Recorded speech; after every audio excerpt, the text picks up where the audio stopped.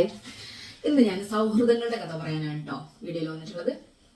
അപ്പോൾ എൻ്റെ രണ്ട് സുഹൃത്തുക്കളെ പറ്റിയിട്ടുള്ള കാര്യങ്ങൾ ഞാൻ പറയാം. ശരിക്കും പറഞ്ഞാൽ സ്ത്രീകൾക്കൊക്കെ നമുക്കിപ്പോൾ ഏത് കാലഘട്ടത്തിൽ സുഹൃത്തുക്കൾ ഉണ്ടെങ്കിലും ആ സുഹൃത്ത് ഫലങ്ങളൊന്നും നമുക്ക് നിലനിർത്തി കൊണ്ടുപോകാനായിട്ട് അധികവും പറ്റാറില്ല. അവരൊക്കെ വേറെ വേറെ സ്ഥലങ്ങളിലേക്ക് കല്യാണം കഴിച്ച് പോകും. അപ്പം അതുകൊണ്ട് തന്നെ പരസ്പരം കണ്ടുമുട്ടാനൊന്നുള്ള സാഹചര്യങ്ങൾ വളരെ കുറവായിരിക്കും. ഇപ്പൊ കുറെയൊക്കെ ഇങ്ങനെ SLC ഗെറ്റ് ടുഗദർ കാര്യങ്ങൾ അങ്ങനെയൊക്കെ ഉള്ളത് കൊണ്ട് ഒരുപാട് പേര് അങ്ങോട്ടും ഇങ്ങോട്ടൊക്കെ കണക്ഷൻ. പക്ഷെ എന്റെ കാര്യത്തിൽ അങ്ങനെ ആയിരുന്നില്ല. ഞാൻ വിക്ടോറിയ കോളേജ് പാലക്കാട് പഠിക്കുന്ന ആ കാലഘട്ടത്തിൽ എന്റെ റൂംമേറ്റ് ആയിരുന്നു, ഹോസ്റ്റലിലാണ് ഉണ്ടായിരുന്നത്. അപ്പൊ എന്റെ റൂംമേറ്റ് ആയിരുന്നു. രണ്ട് സുഹൃത്തുക്കളുടെ കഥയാണ് ഞാൻ ഇന്ന് പറയാൻ പോകുന്നത്. നമുക്ക് ശരിക്കും പറഞ്ഞിട്ടുണ്ടെങ്കിൽ സുഹൃത്ത് വലയം എന്ന് പറയുന്നത് ഭയങ്കര സ്ട്രെങ്ത് ആണ്. നല്ല സുഹൃത്തുക്കളാണെങ്കിൽ കേട്ടോ. ഇപ്പൊ നമുക്ക് സോഷ്യൽ മീഡിയയിലാണെങ്കിലും ഫേസ്ബുക്കിൽ, യൂട്യൂബിൽ, ഇൻസ്റ്റാഗ്രാമിൽ ഏറ്റവും അധികം എനിക്ക് തോന്നുന്നു ഫേസ്ബുക്കിലാണ് ഒരു കണക്ഷൻ കൂടുതലുള്ളതെന്ന് തോന്നുന്നുണ്ട്. മറ്റുള്ളവരൊക്കെ അധികം ബെനിഫിറ്റിന്റെ പിന്നാലെ മാത്രം പോയിക്കൊണ്ട് സൗഹൃദത്തെ കുറച്ച് നേരത്തെ ഇൻസ്റ്റാഗ്രാമിലൊക്കെ പറ്റുന്നുണ്ട് തോന്നുന്നു. യൂട്യൂബിൽ അത്ര പറ്റുന്നത് എനിക്കറിയാൻ പാടില്ല.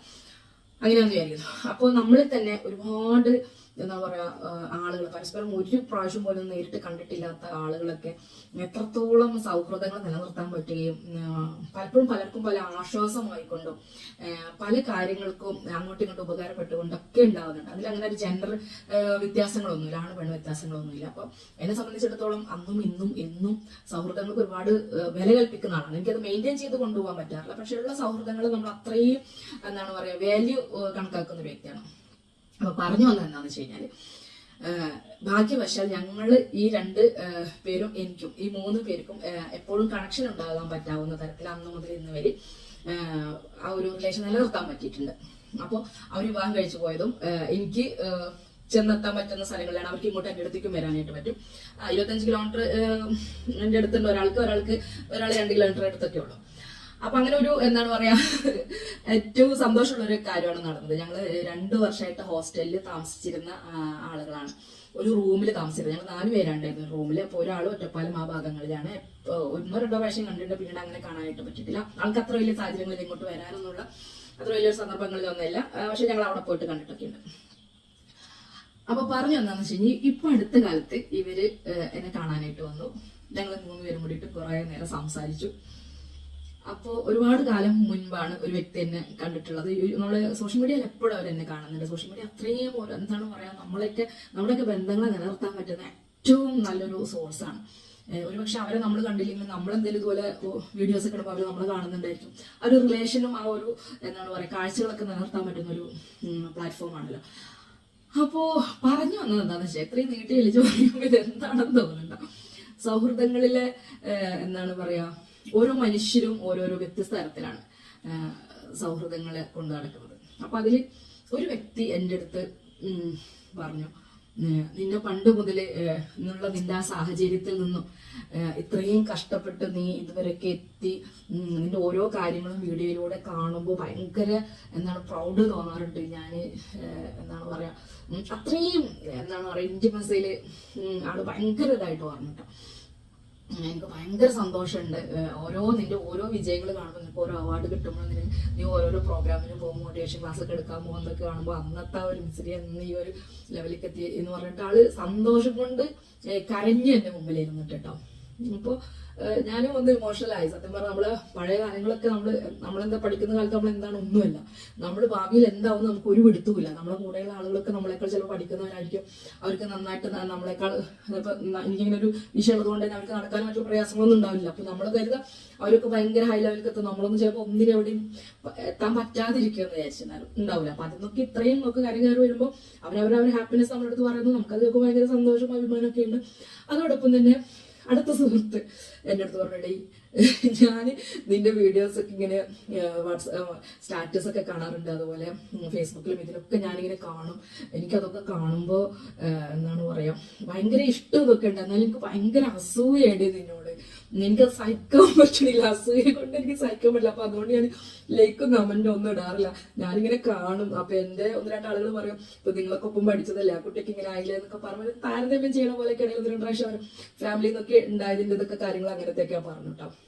പക്ഷെ അവൻ്റെ അടുത്ത് തുറന്നു പറഞ്ഞു, ഞാൻ നിന്നെ കണ്ടിട്ട് ഞാൻ നിനക്കൊരു ലൈക്ക് അടിക്കുക കമന്റ് ചെയ്യുക ഒന്നും ചെയ്യാറില്ലടി, അതെനിക്ക് അസൂയ കൊണ്ടാടി നിന്നോട് എന്ന് പറഞ്ഞു കേട്ടോ. അപ്പൊ സത്യം പക്ഷെ അത് കേൾക്കുമ്പോൾ നമുക്ക് അയ്യോ അസൂയ കൊണ്ട് അങ്ങനെയൊക്കെ തോന്നുന്നു. പക്ഷെ എനിക്ക് ഒരിക്കലും തോന്നിയിട്ടില്ല കേട്ടോ. അങ്ങനത്തെ ഒരു സംഭവം നമ്മളോട് തുറന്ന് പറയാൻ കാണിച്ചൊരു മനസ്സുണ്ടല്ലോ, അതാണ് യഥാർത്ഥ സൗഹൃദം. അത് നമ്മളോട് പറയാം. അവരുടെ മനസ്സിൽ എന്താണോ ഉണ്ടായി നമ്മളോടുള്ള വികാരം അത് അതേപടി തുറന്ന് പറയാൻ പറ്റുന്ന ഒരു സുഹൃത്താണ് നമ്മൾ എന്നുള്ളതാണ് അവരെനിക്ക് എന്താണ് പറയാ കാണിച്ചു തന്നത്. അതിലെന്നെ ഭയങ്കര പ്രൗഡായിട്ടോ. എന്താണ് പറയാ, അതല്ലെങ്കിൽ പല ആളുകളും അവരുടെ മനസ്സിലുള്ള പല കാര്യങ്ങളും ചിലപ്പോൾ പുറത്ത് പറയാതാ, എടി ഞാൻ നിന്നൊന്നും കണ്ടിട്ടില്ല, അല്ലെങ്കിൽ ഞാൻ നിന്നെ കാണാറൊന്നുമില്ല, നീ ഇതിലൊക്കെ പോസ്റ്റ് ചെയ്യാം, അങ്ങനെയൊക്കെ പല രീതിയിൽ പക്ഷെ ചോദിക്കാം. പക്ഷെ എന്താണ് ആക്ച്വലി സംഭവിച്ചത്, അത് അതേപോലെ നമുക്ക് തുറന്നു പറയാൻ പറ്റുന്നൊരു സുഹൃത്തുക്കള്, നമ്മുടെ ശരിയും നമ്മുടെ തെറ്റും നമ്മുടെ ചിന്തകളിൽ ഉണ്ടാവുന്ന പല കാര്യങ്ങളെയും അത് അതേപോലെ തുറന്നു പറയാൻ ഒരു വ്യക്തിക്ക് കഴിയുക എന്നുള്ളതാണ് സുഹൃത്ത് ബന്ധത്തിന്റെ ഏറ്റവും വലിയൊരു വാല്യൂ എന്ന് പറയുന്നത്. അപ്പൊ ആ ഒരു കണക്കിൽ എനിക്ക് എന്താണ് പറയുക ഭയങ്കര ഒരു ആത്മാഭിമാനം തോന്നി. അവളോട് എനിക്ക് ഒരുപാട് റെസ്പെക്ട് തോന്നി, ഭയങ്കര ബഹുമാനം തോന്നി. കാരണം എന്താണെന്ന് വെച്ച് കഴിഞ്ഞാല് ഇപ്പൊ ഈ ലോകത്ത് ഒരുപാട് ആളുകൾ ഇതൊരു വലിയ പ്രശ്നമായിട്ട് അല്ല ഒരു ഇതായിട്ട് പറയുന്നതല്ല കേട്ടോ. അപ്പൊ നമ്മളെ മനസ്സുകളുടെ ഉള്ളിലൂടെ പോകുന്ന പല ചിന്തകളെയും നമ്മൾക്ക് നിയന്ത്രിക്കാൻ കഴിയുന്ന ഒന്നല്ല, നമ്മളുടെ നിയന്ത്രണത്തിൽ നമ്മൾ ആക്കി കൊണ്ടുവരികയാണ്. ഒരു പക്ഷെ ഒരുപാട് കാര്യങ്ങൾ ലൈഫിൽ പലർക്കും പല അബദ്ധങ്ങൾ ഉണ്ടാവുന്നതും പിന്നെ പല പല പ്രശ്നങ്ങൾ അവർക്കതിനെ അതിജീവിക്കാൻ കഴിയാത്തത് കൊണ്ട് ഉണ്ടാവുന്നതാണ്. പറയുന്നൊരു കാര്യം എന്താണെന്ന് വെച്ച് കഴിഞ്ഞാൽ നമ്മൾക്ക് നമ്മുടെ ചുറ്റുപാടുകളിൽ ഒരു സദാചാര ബോധമുണ്ട്.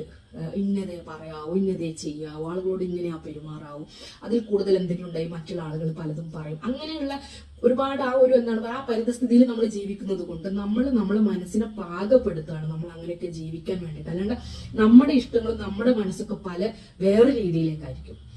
അതിനെ നമ്മൾ കടിഞ്ഞാണിട്ട് നിർത്തിക്കൊണ്ടാണ് നമ്മുടെ ലൈഫിൽ ഇപ്പൊ ഒരുപാട് പേര് ജീവിച്ചുകൊണ്ടിരിക്കും. ഒരുപാട് പേര് പറഞ്ഞാൽ എനിക്ക് തോന്നുന്നു ഒരു 90% ആളുകൾ നമ്മുടെ കേരളത്തിലെ പരിസ്ഥിതിയിൽ വെച്ച് നോക്കിയിട്ടുള്ള അങ്ങനെ ആയിരിക്കും. അപ്പൊ അതിൽ നിന്നൊക്കെ വ്യത്യസ്തമാകാൻ നമുക്ക് കഴിയുക എന്ന് പറയുന്നത് ഒരു ഭയങ്കര ഇതാണ്. നമ്മളെ മാനസികാവസ്ഥകൾ നമുക്ക് എല്ലാവരോടും അതേപടി തുറന്നു പറയാൻ കഴിയുക എന്നുള്ളത്.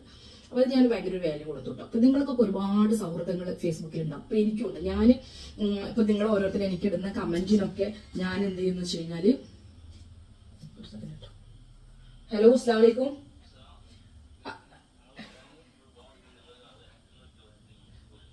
ആണോ എന്തുറ്റി ആണോ പഠിച്ചോനെ എന്നിട്ട് ഓഹേ ഏത് നിങ്ങളൊപ്പമുള്ള ആളാണോ വേറെ? ഓക്കെ ഓക്കെ ഓക്കെ ആയിക്കോട്ടെ ആയിക്കോട്ടെ കുഴപ്പമില്ല. അതിൽ ഏറ്റവും ഹെയർ ആയിട്ടുള്ള കാര്യം നടക്കട്ടെ. നിങ്ങൾ നാളെ രാവിലെ വരാൻ പറ്റുമോ? 10 മണിക്ക് മുമ്പ് ആവുമ്പോ അധികം ഇതാവണതിന് മുമ്പ് വന്നാൽ അപ്പൊ നിങ്ങൾ വന്നതിന് ശേഷം പുറത്തു പോകണുള്ളൂ കേട്ടോ. വിളിച്ചാൽ മതി, നിങ്ങൾ രാവിലെ ഒന്ന് അറിയിച്ചാൽ മതി. ഓക്കെ കേട്ടോ, ആയിക്കോട്ടെ നോ പ്രോബ്ലം കേട്ടോ. ഇൻഷാ അല്ലാഹ്. അസ്സലാമു അലൈക്കും.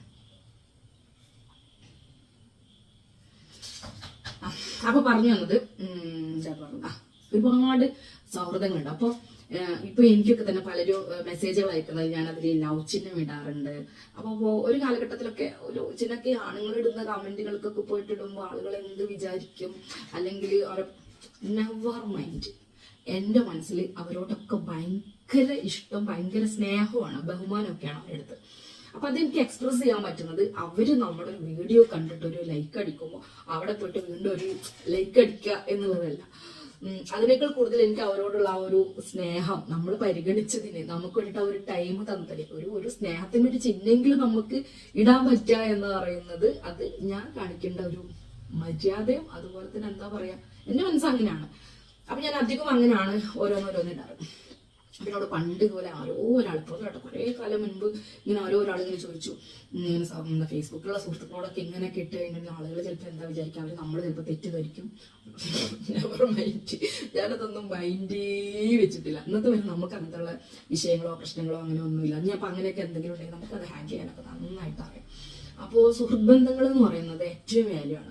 ഇപ്പൊ നിങ്ങൾ ഓരോരുത്തരാണെങ്കിലും നമ്മളിടുന്ന വീഡിയോക്ക് താഴെ വന്നിട്ട് ഓരോ കമന്റുകൾ ഇടുമ്പോൾ അതൊക്കെ ഭയങ്കര വാല്യൂഡ് ആയിട്ടുള്ള ഓരോ എന്താണ് പറയാ എന്റെ മനസ്സിൽ എനിക്ക് അങ്ങനെ തോന്നാറുണ്ട് കേട്ടോ. നിങ്ങൾ എന്റെ വളർച്ചയിലും എൻ്റെ എല്ലാ കാര്യങ്ങളിലും ഓരോരുത്തരും ഓരോ അവരുടേതായിട്ടുള്ള അഭിപ്രായങ്ങൾ അല്ലെങ്കിൽ അവരുടേതായിട്ടുള്ള ഒരു ഇഷ്ടങ്ങൾ എഴുതി അയക്കുമ്പോഴത്തേക്കും നമുക്കത് ഭയങ്കര മനസ്സിൽ ഭയങ്കര ഹാപ്പിനെസ് നൽകുന്നതാണ്.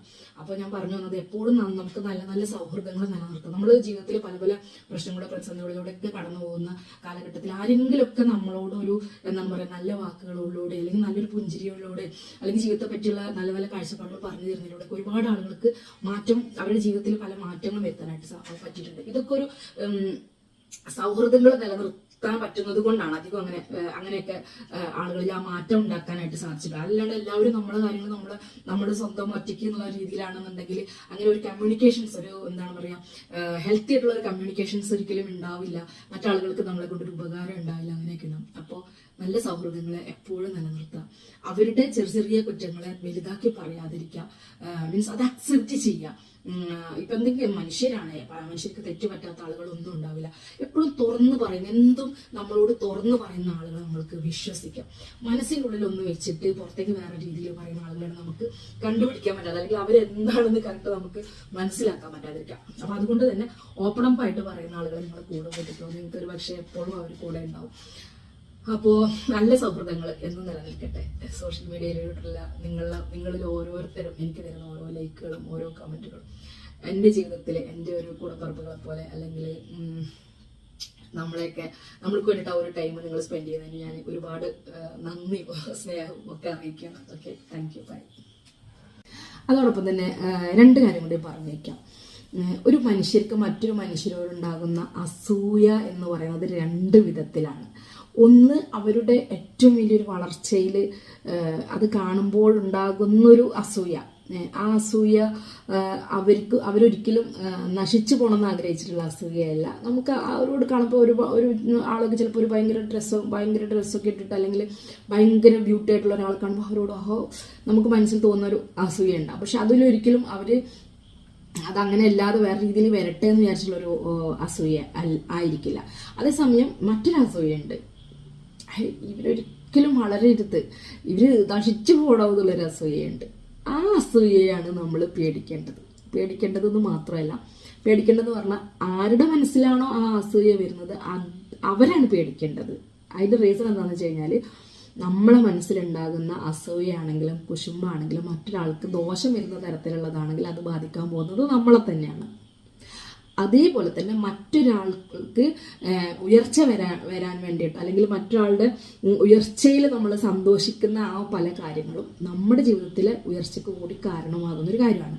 അതുകൊണ്ടാണ് മറ്റൊരാളുകളുടെ കാര്യങ്ങളിൽ നമ്മൾ അസൂയപ്പെടരുത്, അവർക്ക് എന്തെങ്കിലും മോശം രീതിയിൽ വരാനായിട്ട് നമ്മൾ പ്രാർത്ഥിക്കരുത് എന്ന് പറയുന്നത്. ഇതെല്ലാം നമുക്ക് തിരിച്ചാ കിട്ടുക. അപ്പോൾ ഒരാൾ നല്ലതാവാൻ വേണ്ടി പ്രാർത്ഥിച്ചാൽ അത് നമുക്ക് കിട്ടും, ഒരാൾ മോശമാവാൻ വേണ്ടി പ്രാർത്ഥിച്ചാൽ അതും നമുക്ക് കിട്ടും. അപ്പോൾ ഏതാണ് നമ്മൾ പ്രാർത്ഥിക്കേണ്ടത്? നമ്മൾക്ക് കിട്ടുന്നതിൽ ഏറ്റവും നല്ലതിനാണല്ലോ നമുക്ക് കിട്ടേണ്ടത്. അപ്പോൾ അതുകൊണ്ട് മറ്റുള്ളവർക്കും നല്ലത് വരാനും അവരുടെ അസൂയാവഹമായ